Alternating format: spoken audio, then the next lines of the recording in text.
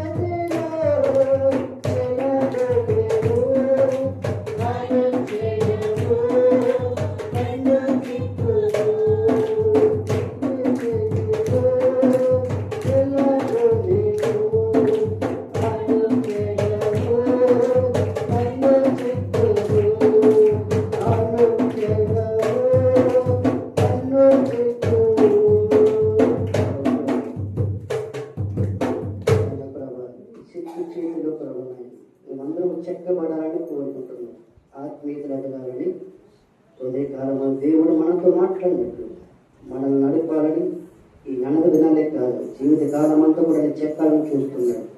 అపాయంలో ఉన్నవారిని, మరణాంధకారంలో ఉన్నవారిని, శ్రేష్టమైన ఆశలు పొందకుండా చేస్తున్నటువంటి సైకిల్ బంధకాల నుండి వారందరూ కూడా చెక్కాలని దేవుడు కోరుకుంటున్నాడు. ప్రార్థన చేద్దామండి.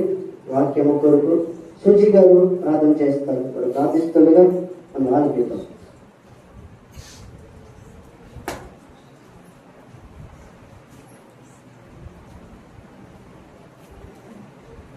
స్తోత్రం స్తోత్రం స్తోత్రం స్తోత్రం స్తోత్రం స్తోత్రం స్తోత్రం ప్రభు పరిశుద్ధ పరిశుద్ధ పరిశుద్ధ పరిశుద్ధ నీకే వందనాలు స్తోత్రాలు తండ్రి ప్రభు.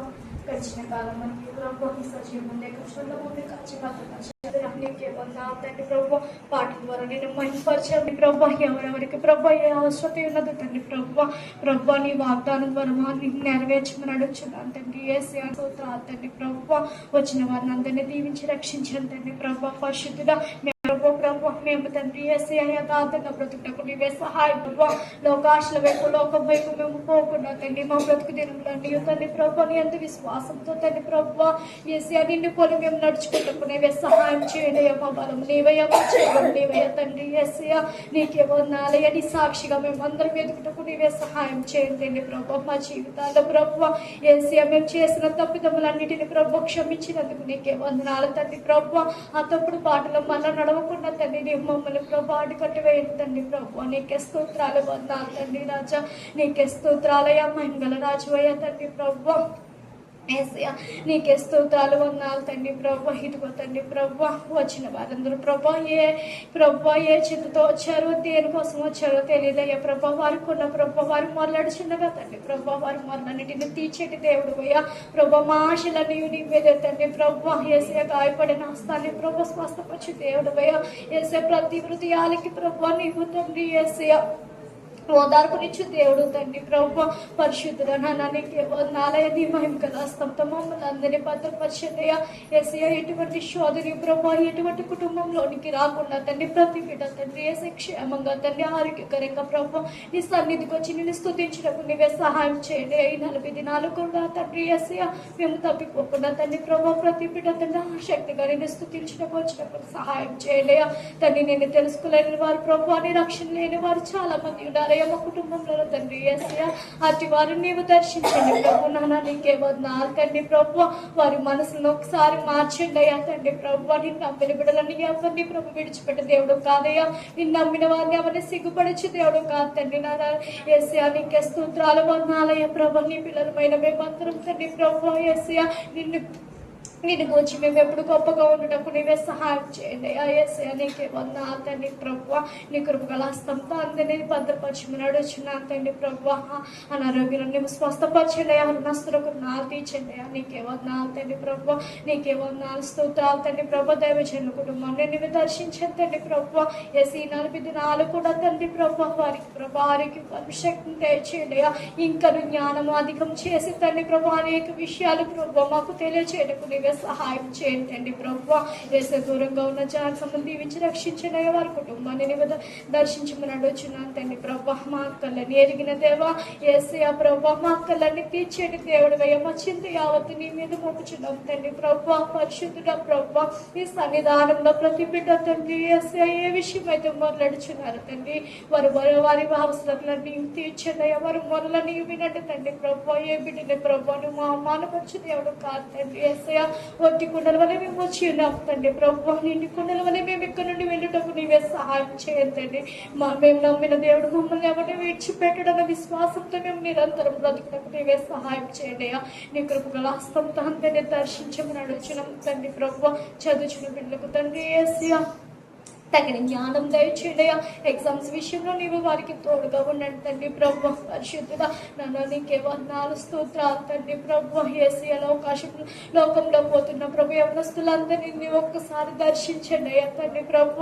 వారు మనసులు మార్చండి అయ్యా. ఏది ప్రభు ఏది నిజం ఏది అబద్ధం తెలుసుకున్నటకు వారికి తగిన జ్ఞానాన్ని ఇవ్వండి తండ్రి. నన్ను నీకే వందనాలు తండ్రి ప్రభు. లోకం మొత్తం వైపు పోతున్నారయ్యా. చెడాల వాట్లకు ప్రభు వ్యసన పడుతున్నారు తండ్రి ప్రభు. అట్టి వారిని ఒక్కసారి ప్రభు పట్టుకోండి తండ్రి ప్రభు. నీకే స్తోత్రాలు వందనాలు తండ్రి ప్రభు. గర్భిణీ స్త్రీలకు ప్రభు సుఖమైన గాన్పు ఇవ్వండి తండ్రి ప్రభు. ఆరోగ్యకరమైన బిడ్డలను దయచేయమని అడుగుచున్నాను తండ్రి ప్రభు. పరిశుద్ధ గర్భం లేని వారిని దర్శించండి ప్రభు. యేసయ్య గర్భఫలం దేవుడి చుభోహనాలమయ్యా నీ సన్నిధానంలో ప్రభు. యేసయ్య ఎంతో మంది తండ్రి ప్రభు మొదలెడుచున్నాము తండ్రి. యేసయ్య నీకే వందనాలు. ప్రతి బిడ్డతో మీద యేసయ్య ఇదిగో తండ్రి మా సంఘంలో ఉన్న వారిని ప్రభు నేను దర్శించండి. ప్రతి బిడ్డ తండ్రి యేసయ్య ప్రతి ఆనందంగా ప్రభు తండ్రి యేసయ్య గర్భఫలాన్ని ప్రభు నీవు ఇచ్చి ఉన్నామని మేము పొందుకుంటే నీవే సహాయం చేయండి ప్రభు. ఎవరిని విడిచిపెట్టకయా, ఎవరిని సిగ్గుపరచకయా తండ్రి ప్రభు. నీకే వందనాలు స్తోత్రాలు తండ్రి. మేము ప్రార్థించుండగా మా ప్రార్థనంతయు ప్రభు నీవు వింటున్నామని మేము నమ్ముచున్నాం తండ్రి ప్రభు. పరిశుద్ధ నీ కృపకలాస్తంతో మమ్మల్ని అందరినీ భద్రపరచుకుని అడుగుచున్నాను తండ్రి. ఎందుకు విశ్వాసంతో తండ్రి ప్రభు మేమందరము ప్రభా బ్రతుకుటకు నీవే సహాయం చేయండి. మా పని పాటలో నేను మాకు తోడుకున్నందుకు నీకే వందనాలయ్యా. మా రాకపోకలేదు నువ్వు మాకు తోడుకుంటున్నందుకు నీకే వందనాలు తండ్రి ప్రభు. పరిశుద్ధుడ పరటి పంటల విషయంలో ప్రతి పంటకి తండ్రి నీవు సహాయం అందించేదయ్యా తండ్రి ప్రభు. ఆర్థికంగా కొద్దిగానైనా ప్రభా వారికి వేసి అదంతా చేకూర్చుకున్నప్పుడు నీవే సహాయం చేయలేకపోతండి. సంఘ అభివృద్ధిలో నీవు ఉండండి తండ్రి ప్రభు. సంఘం ఇంకా అభివృద్ధి పొందుటకు నీవే సహాయం చేయండి ప్రభు. చెడు ఆలోచనలు చెడు అభిప్రాయాలతో కాకుండా తండ్రి ప్రభు మేమందరం ఏక మనసు గలవారిమే ఉండుటకు నీవే సహాయం చేయండి ప్రభు. సంఘాలు కానీ ప్రభు యేసయ్య ఆర్థికంగాను ప్రభు బలపరచమని అడుగుచున్నాను తండ్రి. సంఘాలకు కావాల్సిన అవసరం లేదు ప్రభు. సకాలంలో నేను సమకూర్చమని అడుగుచున్నాను తండ్రి ప్రభు. యేసయ్య ప్రతిదీ నీ చిత్తానుసారమే మేము జరిపించుటకు నీవే సహాయం చేయమని యేసు నామమున అడిగి వేడుకొచ్చున్నాను.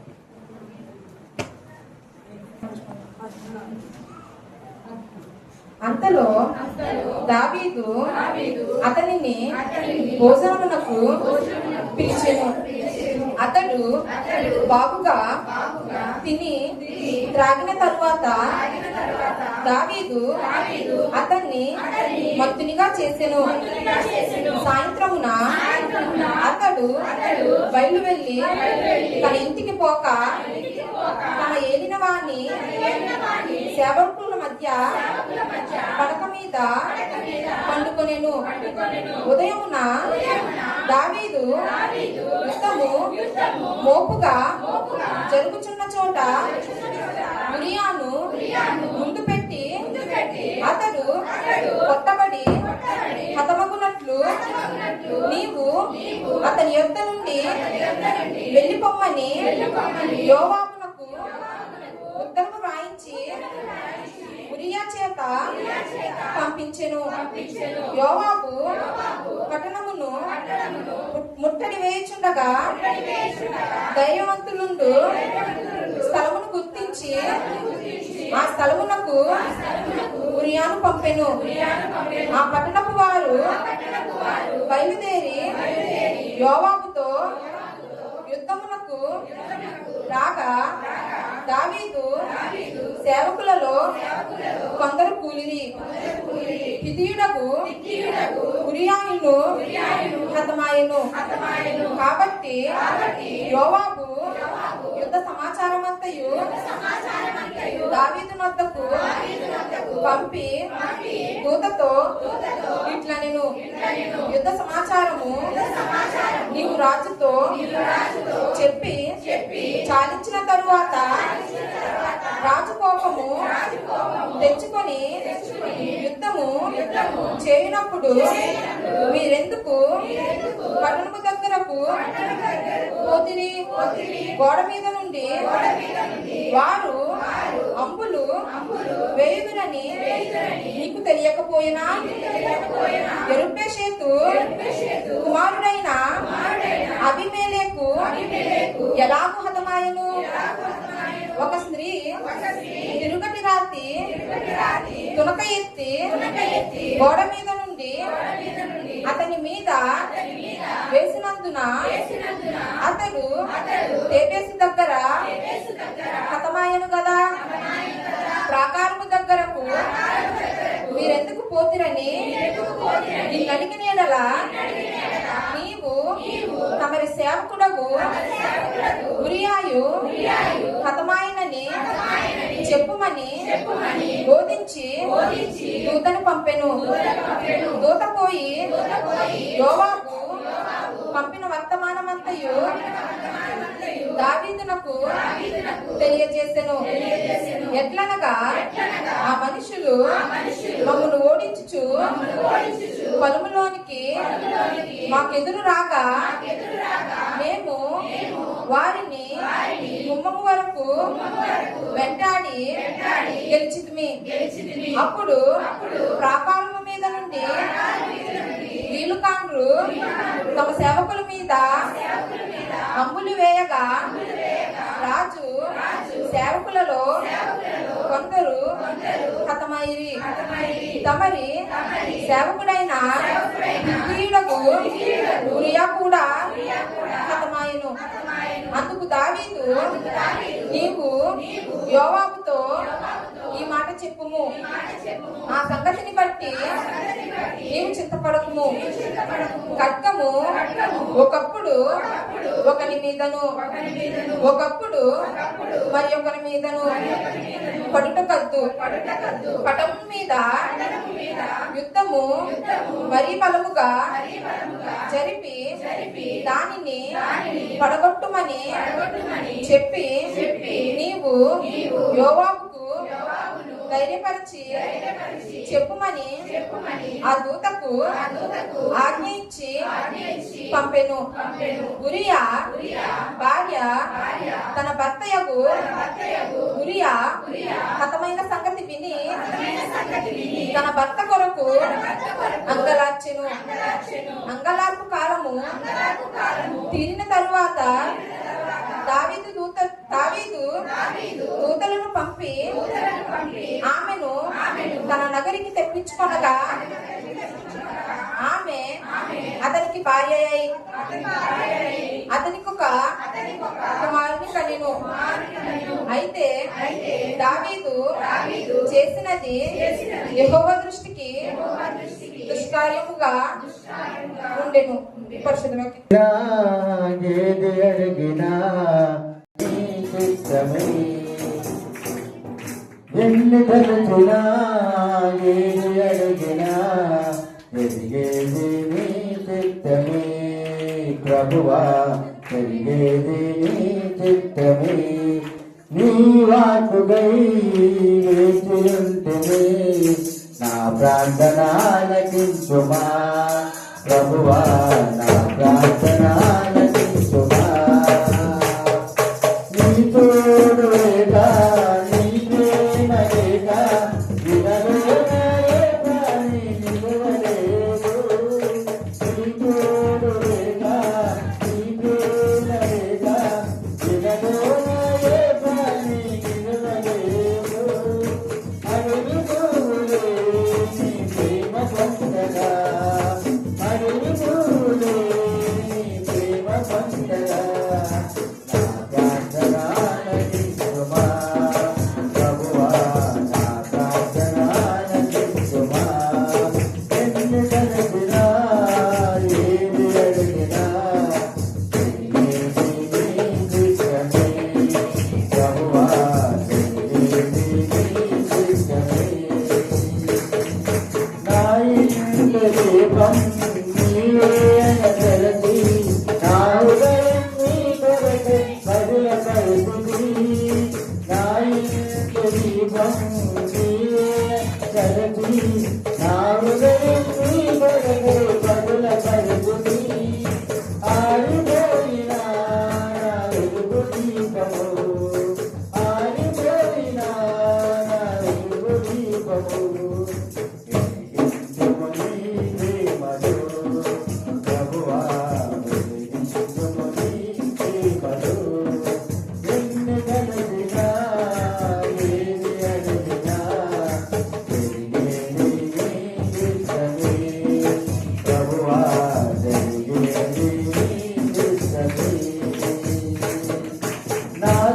గమనించి నన్ను ప్రేమించి, సాకుని గమనించి నన్ను ప్రేమించి, నా కొరకై కలవరులు రాగమైతివా, నా కొరకై కలవరులు రాగమైతివా.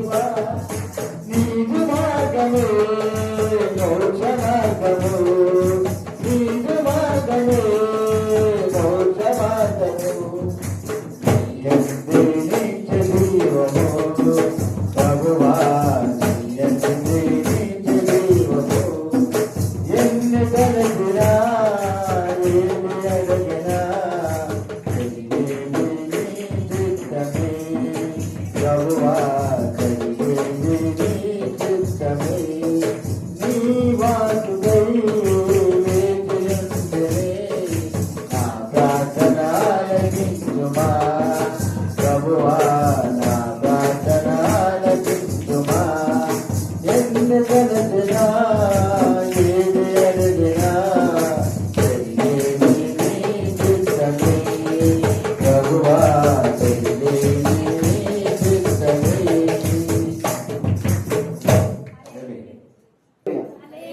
హల్లెలూయా.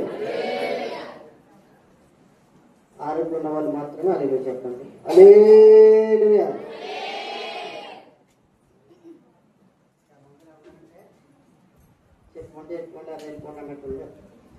దేవుడు మనం రెండు చేతులు ఎందుకు ఎత్తారంటే ఆయన మహిమపరచడానికి. ఒకసారి చెప్పండి హల్లెలూయా.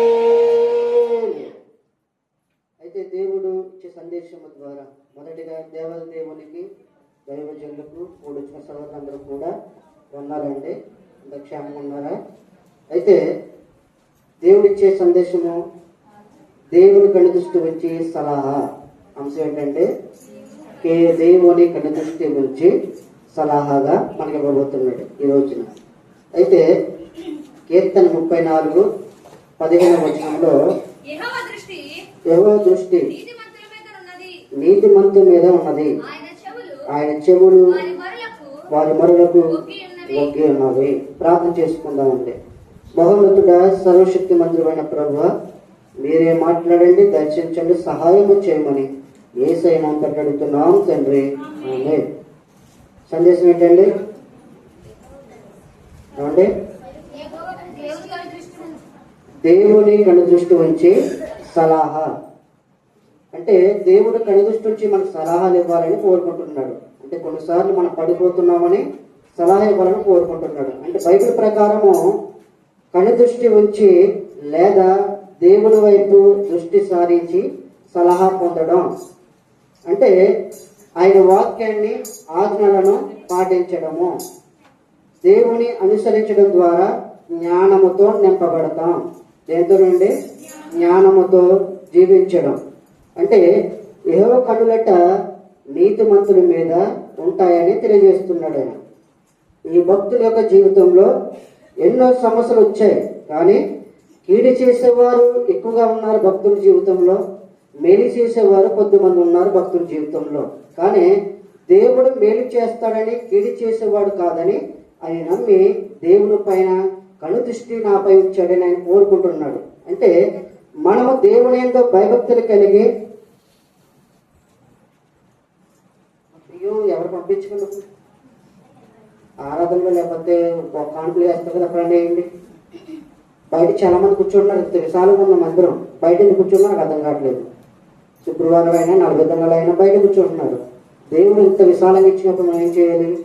మందిరంలో చక్కగా కూర్చోవాలి. అరుగు మీద కూర్చోవడానికి ఎవరైతే స్థలం ఇంత విశాలంగా ఉంది, కొద్దిమంది రాలేకపోయినా దేవుడు ఇచ్చినటువంటి కనుదృష్టి మనపై కలిగి ఉండాలని కోరుకుంటున్నాడు. అంటే ఈ భక్తుడు దేవుని యందు భయభక్తులు కలిగి ఆయన సలహాదారునిగా వారాన్ని ఆయన భావించాడంటే భక్తుడు. అంటే దేవుడి సలహా లేకుండా ముందుకు సాగకూడదని ఈ భక్తుని యొక్క ఆశ. అంటే కష్టాల్లో ఉన్నప్పుడు కూడా ఆయన వాగ్దానాలను నెరవేరుస్తాడని ఈ భక్తుడు నమ్ముతున్నాడు. అంటే కష్టాల్లోనే నమ్మడమే కాదు, ప్రార్థనతో గడుపుతున్నాడు. కష్టాలు వచ్చినప్పుడు మనము ఎవరు నమ్మాలండి? పక్కింటి వల్ల, యజమాన్న, నాతో సహా దేవుణ్ణి నమ్మాలి. ఎందుకంటే దేవుని నమ్మినప్పుడు దేవుడి సహాయాన్ని మనకి ప్రార్థన ద్వారా కార్యాలు చేస్తారని భక్తుడు కోరుకుంటున్నాడండి. అంటే కష్టాలు ఉన్నప్పుడు మొదటిగా వాగ్దానాల వైపు చూశాడు, ప్రార్థనతో మార్గాలు తెరుస్తాడని చూశాడు, ఉన్నతమైన మార్గాలు ఆయన ఆలోచనలు కలిగి ఉన్నాడు నా పట్లని ఈ భక్తుడు కలిగి ఉన్నాడండి. అంటే దేవుడు బైబిల్ సలహాలో మరియు దృష్టి అని పెట్టుకుంటాయి. సలహా మరియు దృష్టి. మొదటిగా దేవుని పై దృష్టి అని పెట్టుకోండి. మొదటిగా ఆయన ఫోకస్ చేస్తున్నాడు ప్రతి ఒక్కరి మీద. ఏం చేస్తున్నాడండి? ఫోకస్. అంటే ఆయన దేవుని ఫోకస్ మనందరి పైన ఉందట. నీతిమంతుల మీద ఆయన ఉన్నారు. నీతిగా ప్రార్థన చేసే వారి మీద ఫోకస్ పెట్టాడు. ఈ 2026లో మీరు అనుకోవచ్చు, నేను నీతిగా ప్రార్థన చేయట్లేదు ఏంటండి, నేను ఒంటరిగా చేసుకుంటున్నాను కదా. అది నీకు తెలియాలి, దేవునికి నీకు మధ్య అనుబంధము తెలియాలని సలహా ఇస్తున్నాడు ఈ ఉదయకాలం మందు. దేవుడు సలహా ఇవ్వకుండా మనం ముందుకు వెళ్ళలేమని భక్తుడు తెలుసుకుంటున్నాడు. ఎందుకంటే ఈ భక్తుల జీవితంలో యెహోవా దృష్టి నీతిమంతుల మీద ఉన్నది, ఆయన చెవులు వారి మొరలకు ఒగ్గి ఉన్నవట. మన ప్రార్థన నీతిగా ప్రార్థన చేస్తే ఆయన చెవుల్లోకి వెళ్తాయట. ఈ 40 దినాలు ప్రార్థన చేస్తున్నారు చూసారా, రాత్రులు ముగించిన తర్వాత ఆ ప్రార్థనలు ఎక్కడికి వెళ్తున్నాయి చెప్పండి? ఏమండి? దేవుని చెవుల్లోకి వెళ్తున్నాయి. ఆ ప్రార్థనలు వ్యర్థం కాకుండా చేయాలని సలహా ఇస్తున్నాడు దేవుడు. ఆ భక్తుడు కూడా కష్టాలు ఎదురైనవి అంటే ఆయన మీద నిందలు అవమానాలు వేయడానికి సిద్ధపడినప్పుడు మనుషుల పైన కాకుండా దేవుని పైన దృష్టి పెట్టాడు భక్తుడు. అంటే ఆయన నిరీక్షణ కలిగి దేవుని వైపే నడవడానికి ఇష్టపడ్డాడు. అలాగే యెహోవా యందు భయభక్తులు కలిగి ఉండటం ద్వారా నేను సహాయం పొందుకుంటానని, దేవుడే నాకు సలహాదారుడుగా ఉంటాడని ఆయన తెలుసుకున్నాడండి. అలాగే రెండవదిగా జ్ఞానంతో కూడిన సలహా, జ్ఞానముతో కూడిన సలహా అని రాసుకోండి. దానికి సామెతలు 11వ అధ్యాయము 14వ వచనం చూడండి. నాయకులు లేని జనులు చెడిపోదు, ఆలోచనకర్తలు అనేకులుండుట రక్షణ తరము అంటున్నాడు. అంటే మొదటిగా మార్గదర్శకత్వం అని రాసుకోండి. దాంట్లో చెప్పేది ఏంటి, వివరించేది ఏంటంటే నాయకత్వం లేకపోతే సమాజము క్రమశిక్షణ లేకుండా కోల్పోతుందని తెలియజేస్తున్నాడు. నాయకుడు అనేవాడు ఉండాలి సమాజంలో. సేవకుడు ఒక నాయకుడు, లేక సమాజంలో ఏలుతుండే ప్రభుత్వాలుగా నాయకులు, వారి యొక్క సలహాలు లేకుండా మనం ముందుకు సాగడానికి ఉండదు. నాయకుల మాటలు వినాలి, పెద్దవారి మాటలు వినాలి. ఆయన తరపున ఉన్నటువంటి నాయకుల ద్వారా ఎవరైతే దేవుడు నిర్ణయించాడో భూమి మీద వారి సలహాలు కూడా ఉండాలని కోరుకుంటున్నాడు. వారి సలహాలు లేకుండా మనం ముందుకి వెళ్ళలేము.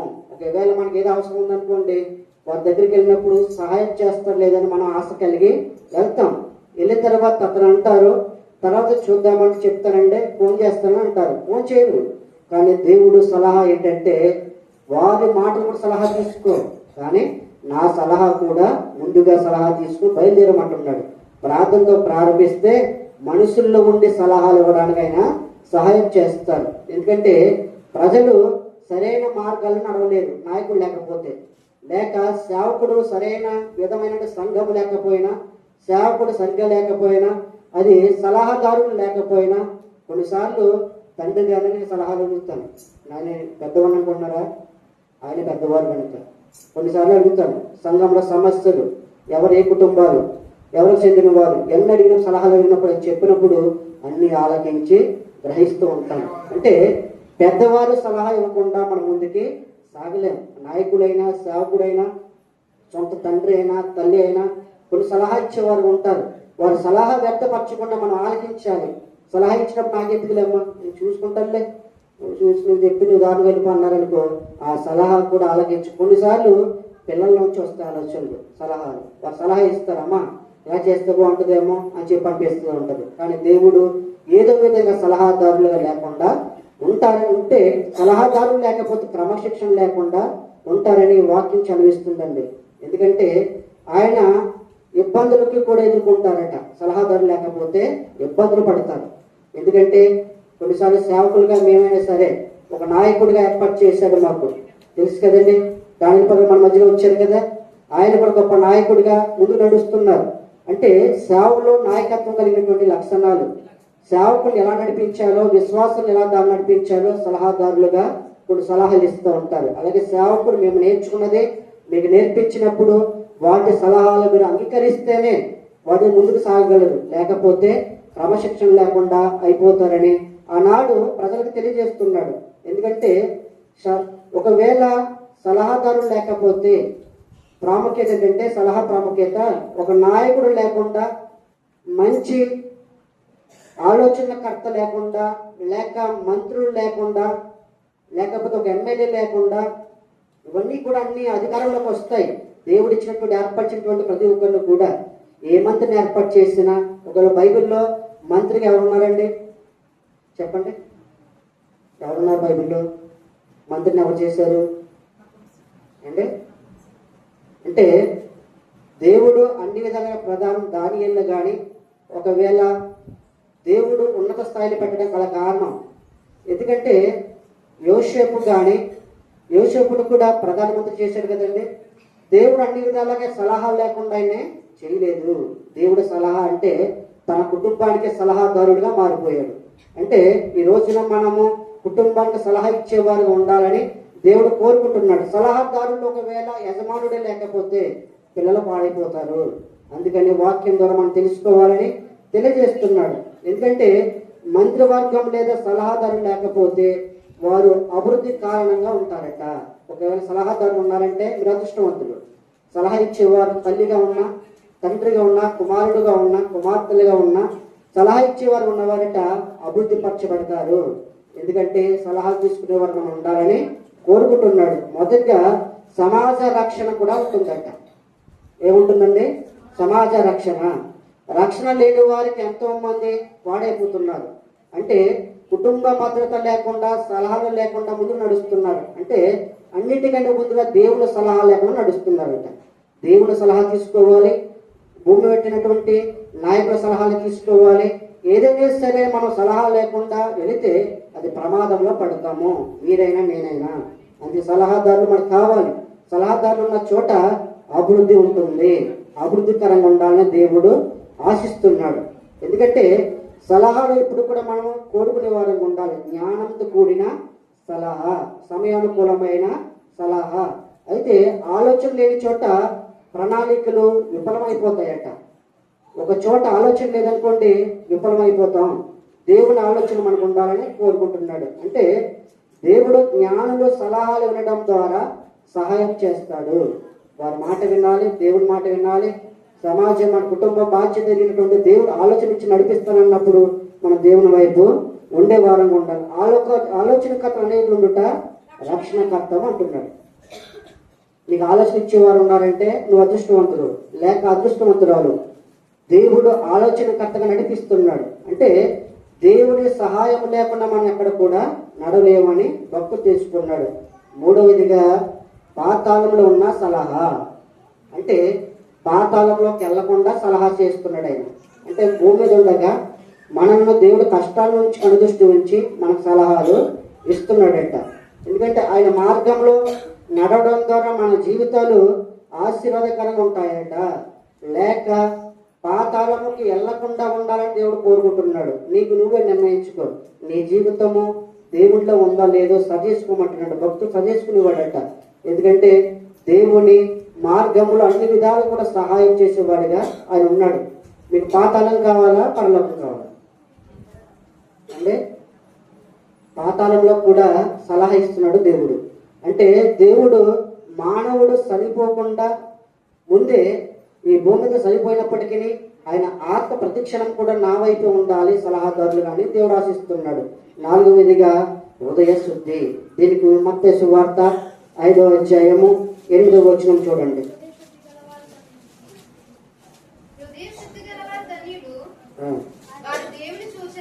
వారు దేవుని చూచెదరు. చాలండి. అంటే 8వ వచనం చాలు. హృదయ శుద్ధి గలవారు ధన్యులు, వారు దేవుని చూచెదరు అంటున్నాడు. అంటే ఈ మొదటి వచనంలో ఆయన జన సమూహమును చూసి కొండ ఎక్కి కూర్చుండగా ఆయన శిష్యులు ఆయన వద్దకు వచ్చేది. అప్పుడు ఆయన నోరు తెరిచి ఇలాగ బోధింపసాగాను. అంటే దేవుడు అన్ని విధాలుగా పలకరి సలహాలు ఇస్తున్నాడు శిష్యులకి. దేవుడి దగ్గర సలహా తీసుకుంటున్నారు వీరు. అంటే ఆయన జనసమూహం చూసి కొండ ఎక్కి కూర్చుండగా ఆయన శిష్యులు ఆయన వద్దకి వచ్చారట. యేసుప్రభు వారు కొండ ఎక్కి కూర్చున్నాడు. ఆయన శిష్యులు ఏం చేస్తున్నారంటే యేసుప్రభు వారి దగ్గరికి వెళ్తున్న సలహాలు అడగడానికి. అయ్యా, మేము ఎలా నడిస్తే బాగుంటుందటో, నీ పరలోకానికి ఒకవేళ నీ రాజ్యానికి వారసులుగా ఉండాలంటే మేమేమి చేయాలి అన్నట్లుగా వారు ఏం చేశారంటే సలహా అని అడుగుతున్నారు. సలహా అడిగినప్పుడు ఆయన నోరు తెచ్చేలాగూ బోధించసాగానంటున్నాడు. దాంట్లోనే ఆత్మ విషయమే దిగిన వారు ధన్యులు, పరలోక రాజ్యము వారిది అంటున్నాడు. దేవుడు సలహా ఇస్తున్నాడు. దీనులు ఉన్న వారిదే పరలోక రాజ్యం.